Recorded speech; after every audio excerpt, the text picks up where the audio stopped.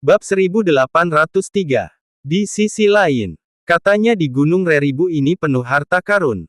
Tapi kenapa cari bahan obat saja susahnya minta ampun?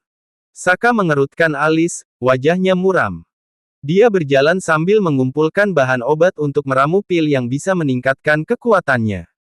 Saat ini, dia benar-benar miskin. Namun, hasilnya nihil. Bahan-bahan yang bagus sudah diambil orang-orang yang masuk lebih dulu, kata Cecil sambil tersenyum getir. Dia mengeluarkan beberapa botol pil dari tasnya dan menyerahkannya untuk menawarkan, aku cuma punya ini. Kamu pakai saja dulu. Saka membuka botolnya, lalu memandang pil-pil itu dengan ekspresi tak berdaya. Dia berkata, pil ini nggak bisa dibilang buruk, tapi ya, biasa saja. Sepertinya posisinya di keluarga Dimasta nggak lebih dari anggota biasa, ya. Pikirnya dalam hati, lalu mengembalikan botol itu ke Cecil. Sudahlah, simpan saja untukmu sendiri. Aku nggak meracuninya. Kata Cecil buru-buru, entah apa yang tiba-tiba melintas di pikirannya. Aku lebih tertarik merebut kehormatanmu daripada pilmu, ucap Saka belak-belakan seperti biasa. Oh. Wajah Cecil seketika memerah. Dia tahu, cepat atau lambat, kehormatannya akan jadi milik Saka. Namun, dia juga tidak melawan. Lagi pula, seorang pria biasanya tidak akan mempermalukan wanita yang sudah jadi miliknya, kan? Namun, dia tidak tahu kapan Saka akan bertindak. Kegelisahannya bercampur antara takut Saka tidak melakukannya dan takut Saka bertindak sembarangan. Saat dia melamun, sebuah suara tiba-tiba terdengar dari kejauhan. Cecil, akhirnya aku menemukanmu.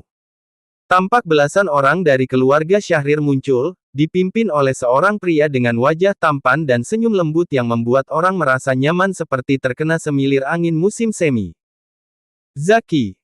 Cecil tampak terkejut, tetapi matanya menyiratkan kebencian mendalam. Meski begitu, dia tetap memaksakan senyum dan menyapanya dengan sopan. Zaki. Saka mengangkat alis. Nama ini baru saja disebut oleh Cecil beberapa jam lalu. Pria ini dulunya adalah pacar Cecil. Ya, pacarnya.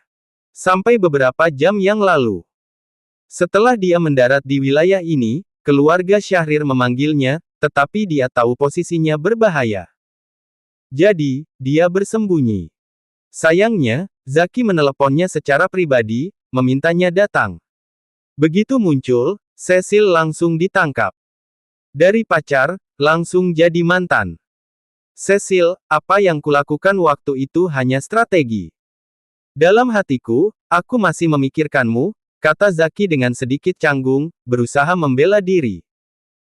Aku tahu, aku nggak menyalahkanmu, jawab Cecil sambil memaksakan senyum, tetapi tubuhnya secara refleks bergerak, berlindung di belakang Saka, seolah menemukan perlindungan di tengah bahaya. Tatapan Zaki membeku sesaat. Matanya menyipit, lalu menatap Saka dengan penuh rasa tidak suka. Dia bertanya, kamu yang membawa Cecil? Kamu dari salah satu 7 keluarga besar atau pihak kerajaan? Bukan, namaku. Saka tersenyum kecil, hendak menyebutkan nama palsu yang sudah dipersiapkannya. Aku nggak tertarik tahu namamu, potong Zaki dengan nada tidak sabar. Dia bertanya, sudah ketemu tempat persembunyian Saka atau belum? Belum ada kabar. Jawab Saka dengan tenang. Jadi apa gunanya kamu? Hal kecil seperti ini saja nggak bisa diurus. Marah Zaki pada Saka dengan nada keras, tetapi dalam hati dia merasa sedikit jijik pada dirinya sendiri. Berbicara seperti anak manja keluarga kaya. Memang rendah, tetapi dia tahu wanita seperti Cecil sering tertarik pada pria kuat. Terkadang, perlu pamer kekuasaan untuk membuat para wanita terkesan, pikirnya.